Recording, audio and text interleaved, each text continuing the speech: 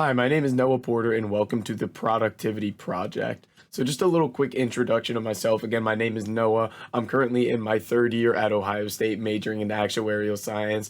I ended up at Ohio State because both my parents went here, my brother went here, so I always wanted to go to Ohio State. And I got into actuarial science because my older brother originally came here majoring in that. He's since kind of switched from that, but I've always been into math, statistics, everything like that, and he kind of got me introduced to it. And outside of school, I love playing and watching sports, basketball, football, volleyball, soccer, anything pretty much.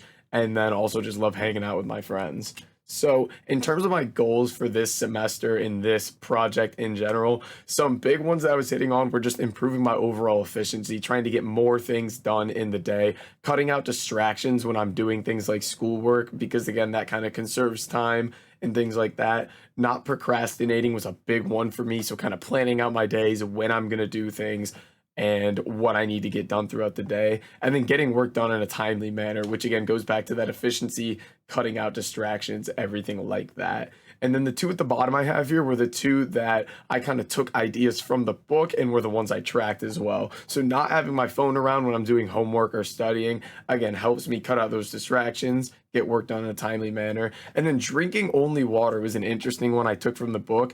A while back, like my sophomore year of high school, I cut out drinking pop and I love it. It helps so much, and I just wanted to kind of track what I'm drinking and see if eventually I can get myself to drink only water, because the book mentions a ton of benefits around that.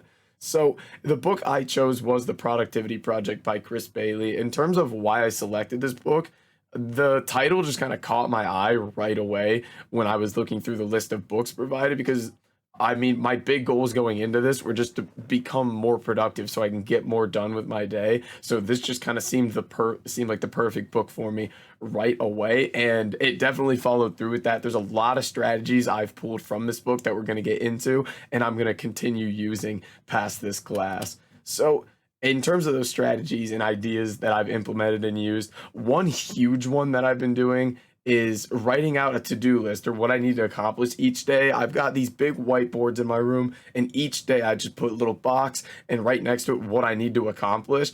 And it kind of does a couple things. One is obviously it gives me a visual of all the things I need to accomplish to make sure I get them done.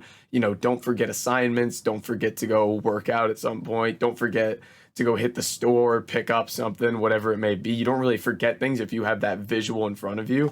And another one is it just kind of adds motivation to get things done.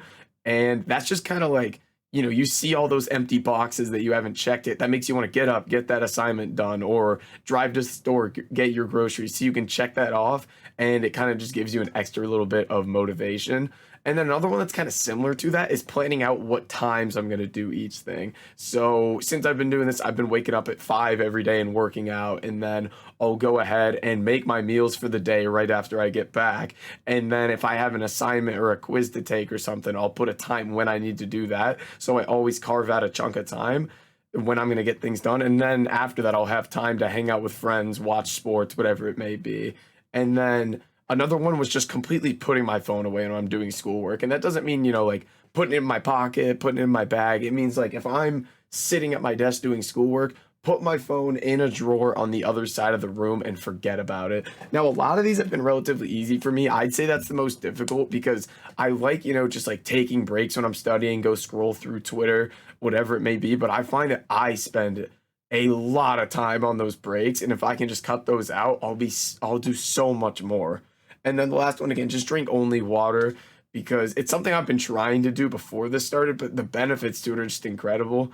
So yeah, those are kind of my strategies and ideas that I've pulled from the book here. Now, in terms of tracking, the two things I tracked were going to be my beverage consumption and then my screen time on my phone. So what I did for the beverage consumption was each day, as you can see, I tracked if I drank only water would be the green boxes. If I drank something other than water, it is in the red there. And I would put what it is and how much I had of it, basically. And I was essentially able to cut out.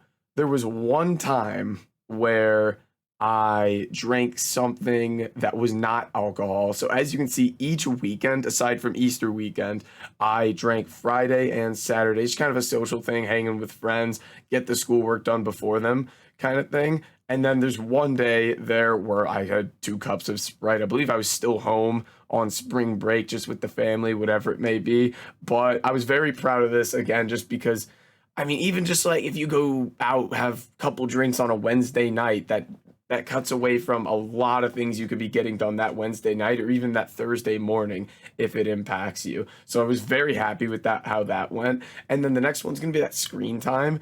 And basically what I found is just like putting that phone away when you're studying cuts out so much of your screen time. I could do homework for like half an hour and be on my phone for half an hour. So something that would take me 30 minutes to actually do would take me an hour to do because I'm on my phone just as much as I'm doing the work.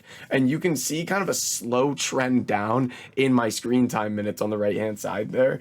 And a little trend I also found was that the days that I drank, I had a lot more screen time. I don't know if it's just like getting back from drinking, hanging on the couch, going through my phone, not being able to sleep at night, hanging on my phone, whatever it may be, but it seems like the screen time is so much higher for those days where I did drink alcohol, aside from spring break, because on the beach and whatnot. So I kind of not ignored those 3 days, but kind of took that into account when I was looking at the data. So yeah, this was my tracking, and I think it really helped me realize again a big trend between my screen time and my alcohol consumption. And it showed that even a little thing like just putting my phone away when I'm studying can impact that screen time massively. And then major takeaways I actually took a lot from this book. I honestly was not expecting that going into this project, but there's definitely a lot of things I'm going to continue using for probably the rest of my life.